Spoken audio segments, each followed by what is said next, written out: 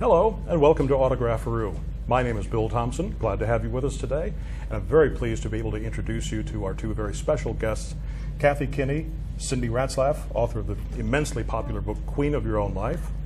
Now, net proceeds from the sales of Kathy and Cindy's book on Autographaroo, both today and after the webcast, net proceeds will benefit the Fairfax Library Foundation. We're coming to you from one of the Fairfax County Public Library branches today. We're very pleased to be able to tell you that. Now, I'm going to have more on that coming up in just a moment. Now, let me tell you about Cindy and Kathy. They met when they were in college, children's theater in college. So they've been friends now for over 30 years. They were children when they were in college. Cindy began her public relations and marketing career at Simon & Schuster, and later at Rodale, where she was associate publisher and vice president of brand marketing. Cindy created the first New York Times bestsellers in the 68-year history of that company, including the South Beach Diet. Now she is president of her own marketing and brand strategy firm called Brand New Brand You, and is a founding partner at the social media firm Supreme Social Media. Now, Kathy is best known for her iconic role as Mimi Bobek on The Drew Carey Show, but she's also done much more than that. She has acted in over a dozen films, guest starred on numerous television shows, and may currently be seen in a recurring role on the ABC family hit series, The Secret Life of the American Teenager. Kathy's background is in improvisational comedy, and she has toured with Drew Carey and the Improv All-Stars for the USO in Iraq and Saudi Arabia, and may still be seen performing with them around the country. Kathy is currently co-producing a project for children on the internet aimed at furthering literacy and keeping alive the joy of books, and she may be seen in the title role of Mrs. P at mrsp.com. Well, we are very glad to have the both of you with us on Autographaroo today. Thanks for having us. Mm-hmm. Well, let me ask you first of all, Queen of Your Own Life. The subtitle of your book is The Grown-Up Woman's Guide to Claiming Happiness and Getting the Life You Deserve.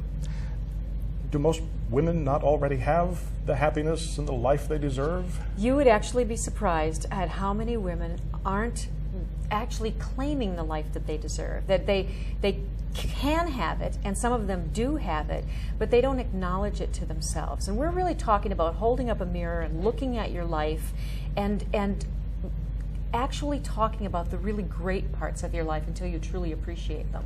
Mm-hmm. Well, there are other books that tell women and men, accept yourself for who you are, be firm. What makes your book different? Well, we're there. We were there. We were two women with low self-esteem and at the midpoint of our lives wondering where we were going, what we were doing, and wishing that we were still the women that we were when we were younger. And we don't mean look like the women that we were when we were younger, but for Cindy, she had just lost her job in publishing through no fault of her own, through the economy, and she was feeling like she was a gypsy con artist, like maybe she'd never been that good at marketing. And as her longtime friend, I was able to say, look, you didn't get stupid overnight, you just lost your job. And her dream, what she wanted was to be the same courageous girl she'd been when she was 21, who sold her bike for $200 and moved from Minneapolis to New York. And as her friend, I was able to say, you're still that same courageous girl. You're just older and you have a deeper kind of courage. And that's what we say in Queen of Your Own Life, that it's really important to have a friend who has no agenda other than wanting the absolute best for you, who's got your back and who can tell you the truth when you can't always see it yourself. That's a lot to ask of somebody, though, isn't it? I don't think so. No, and in fact, you can't ask it of somebody unless you're willing to be that for someone else. So you can't have it unless you are it. So we really lead women through the steps that it took us to realize that our lives have been pretty darn good. I mean, we ask people to have a moment where they stop and reflect back on how they got to the middle of their lives.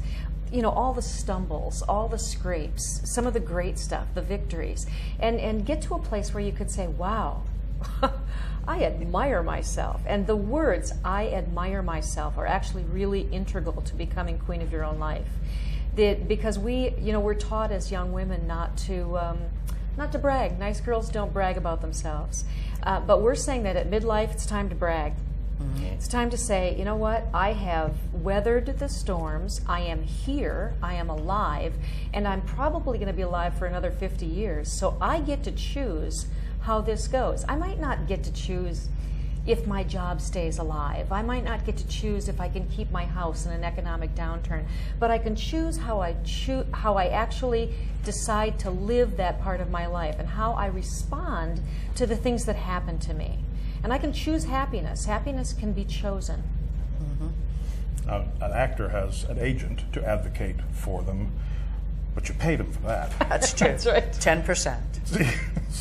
So when they say, wow, Kathy, you are the greatest actor ever, you know that they're getting ka-ching for that. Yes. But if somebody like Cindy says, wow, you are really good, you are a valuable, a good, close friend, I appreciate you as a human, that means a lot more, I guess, doesn't it? I think so. We've come to realize that everybody deserves to have someone in their life who's watching them live, who they can occasionally go to and say, how am I doing?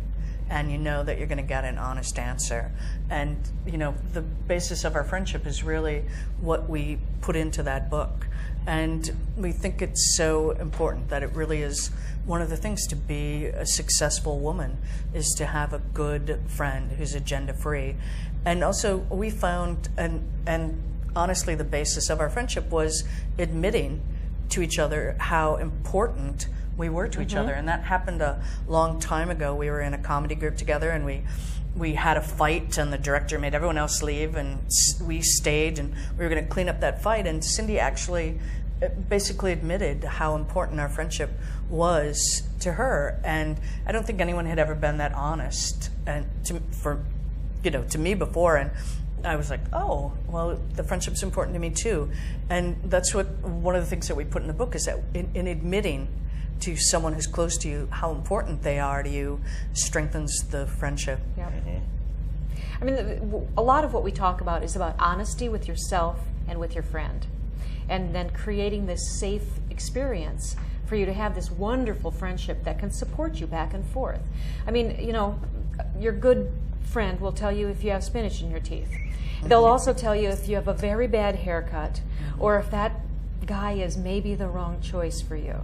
But if they have an agenda because they don't want you to have a boyfriend, because if you do, then they're not going to spend enough time with you, you can't trust the advice. So you really have to nurture those friendships where the advice they give you is just based on what's best for you. One of the things about getting to this point, the midpoint in your life is how we think of it, is that you get to take a look at how you've been defining yourself up until this point. And we call that a windy mountain moment. And I know for me, when I was young, when I was 15, my father died. And I think from that point on, I thought of myself as poor Kathy. Poor Kathy. I'm certainly sure that my friends' parents thought, poor Kathy, only one parent, Kathy. You know, I wore that like a big old wet wool coat. And that's how I defined myself. And honestly, you know, while of course I would rather have my father alive and healthy, I would not be sitting here right now talking to you. I wouldn't have written the book. I probably wouldn't even have met Cindy. I certainly wouldn't have the career I had if life hadn't forced me to take a turn and go a different way. And we've come to realize with this windy mountain moment that you can't really label anything good or bad in life anymore. That sometimes from good things, really difficult situations arise, and sometimes from bad things, amazing things happen. That it's just life. That we no longer can label it. We like to think that life really is like that old Carole King song. It's like a tapestry, but most of the time we're living on the underside where the knots are and the strings are hanging and it's kind of messy, and every once in a while you get to come around to the other side and have that windy mountain moment and see a life well lived.